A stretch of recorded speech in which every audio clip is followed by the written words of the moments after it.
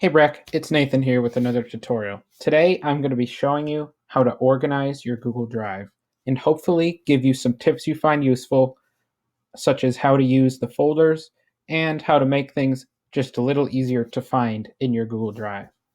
To start, let's head out to our Google Drive over here. We'll immediately see the quick access on our My Drive tab, which shows you a few items it's guessing you might want to see. Underneath this is a list right now, which is of our folders, and then underneath other files. But it starts out with just all the folders. Right now it is organized and ordered by when it was last opened by me. You can also change this to last modified or last modified by me. Change the order in which it's doing it. Right now it's in descending order. And you can also click here to make it alphabetically ordering. To create a new folder, let's two-finger click here, create a new folder, name it, and here you've created a new folder. It should pop up right away. And to make changes and to see what options you have, you can two-finger click on this specific folder. You can change who it's shared with, such as the groups or people by adding them here, and it should be able to pop up, in which you can choose the permissions. You can also create a link which you can share with people by copying, and you have the option to change who actually can use this link. People who are logged into a Breck School account, or you have the option to change it to anyone or people who you choose by making it restricted. You can also change the permissions they have, such as being able to view or any of the options available here. But we're good, so we're going to leave this for now. There are other options you have. You can move the folder. You can add a star to it to make it stand out from other folders, which will put a star next to it. And it'll pop up here when you click on this. It'll be in that tab. You can change the color to make it stand out even more from other files and folders. You can make it bright red. And if we want to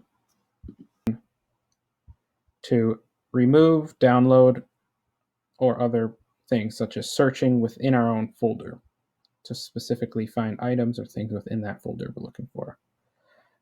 If you want to remove a folder, be aware that it's not easily recoverable once it's gone from your drive. Next, I'm interested in how to add something to this folder. So we're going to, again, two-finger click. This time we're going to create a new Google Doc. So once we've named the doc something, it should save automatically. We have the option of moving it or starring it, which again will make it easier to stand out and will appear in that starred tab on your drive. To move it, you click on this little arrow and it'll bring up your drive. This is the folder we're looking for. We can click to move here.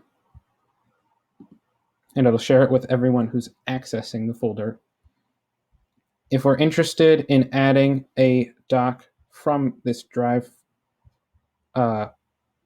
page here, you can also do that to your file, to your folder of choice by bringing up the menu by two-finger clicking on file, clicking here, and it'll bring up the menu once again. However, there's an other method, which is just to drag this into that file, dragging your file into that folder, which will again share it with everyone who has access to your folder. Hopefully I've shared everything on how to use folders in Google Drive.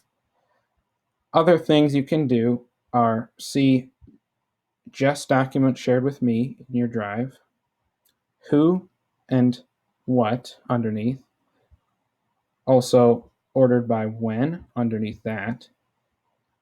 You can see recent, which will show you, again, things you've opened and order it by the day.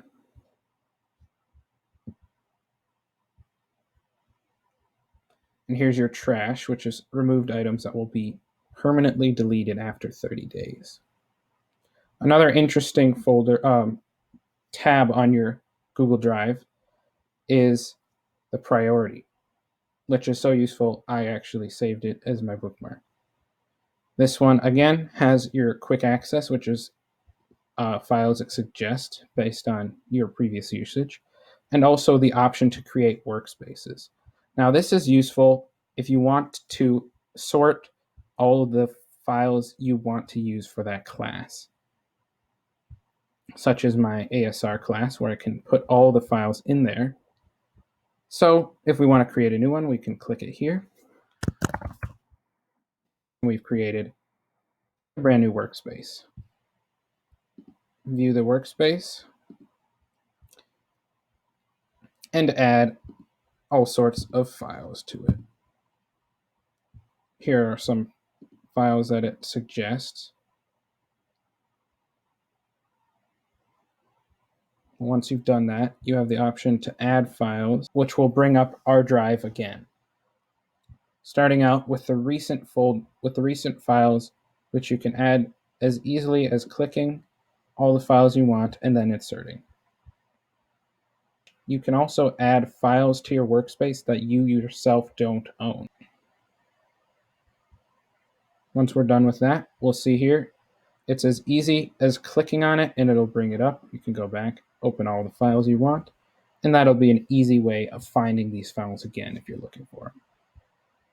If you don't need it anymore and you don't want to delete it, you can also choose to hide it, which will put it down here.